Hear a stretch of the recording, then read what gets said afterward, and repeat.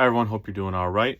I know it's been a while since I've done one of these readings. I was actually on vacation with the family. We're up in Traverse City. If you haven't been, it is the promised land. Anyway, so when I left off, the last video I made was chapter 7 of Shallow Seeds, the first short story from my crime anthology, Lifestar Corners. So now we shall continue with chapter 8. Also, by the time this video uploads, there'll still be a few more days left for you to actually purchase a Kindle version of Lifestar Corners for free. It will be free until the end of May 18th. It's always free on Kindle Unlimited if you have a subscription. So only for the Kindle version is it free. So let's continue where we left off as soon as I find my place. Eventually, I will have my stuff together. Okay, here we go. Chapter 8. Simon Grosswell's base of operations was a bookstore built during the mid-19th century. It had been run by his family for generations and was a staple of the neighborhood.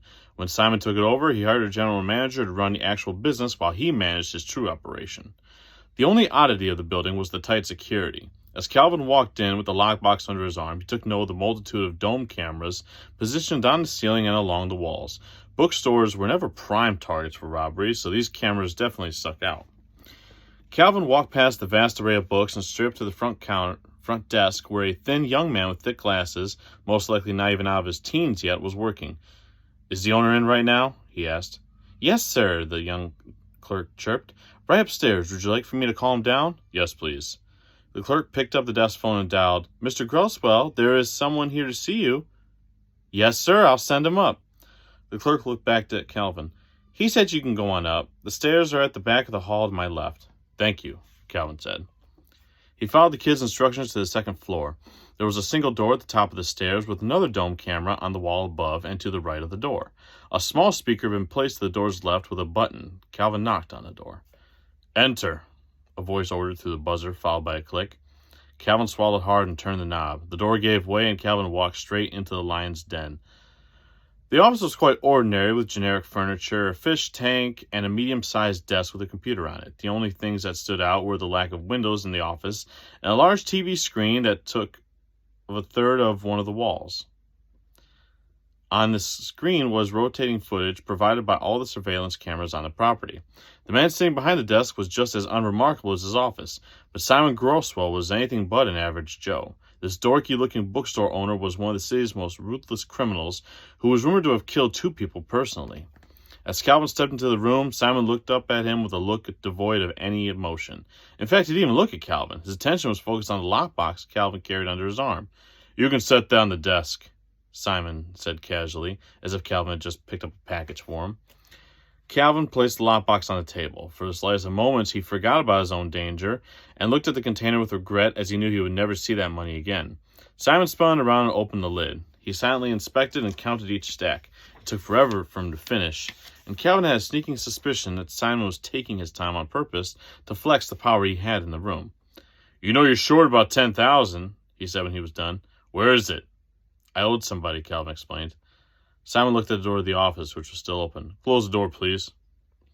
Calvin turned and did as he was asked. As the door clicked, he heard a rustling behind him and turned. Simon was already on him, and Calvin glimpsed a metallic object in his hand before Simon brought it crashing down on his temple. The blow felt like lightning. Calvin crumbled to the floor, and only luck stopped him from losing consciousness. "Get the fuck up," Simon growled. Calvin slowly got to his feet. His head was throbbing with pain. When he felt where Simon hit him, he drew back blood. Simon grabbed a handkerchief from his pocket and threw it on the floor in front of Calvin. "Do not get blood on my floor. Wipe yourself off." Calvin grabbed the handkerchief and put it on the wound. He looked back at Simon and saw that the metallic object he'd used was a pistol. "You think you can just come here with the fucking money and expect me to forgive and forget? You should know by now there is no such thing in this business. You fuck me, I kill you. Now I was going to give you a chance to leave town, but since you shorted me what you owe, you've got today to get your affairs in order. You're lucky I can't kill you right here, but best believe that the countdown starts as soon as you leave my shop." "I didn't want to steal from you," Calvin groaned as his head continued to throb. "Well, that makes me feel a lot better that you didn't plan to fucking rob me, but you did, so here we are.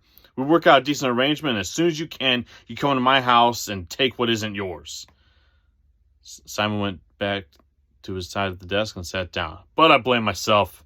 I should know better than to do business with junkies. Maybe it's time to install some buffers. That's why I won't be the one to kill you. Now get the fuck out of my office. Calvin was about to say something, but Simon aimed a pistol at him. There was no more talking. His fate was sealed.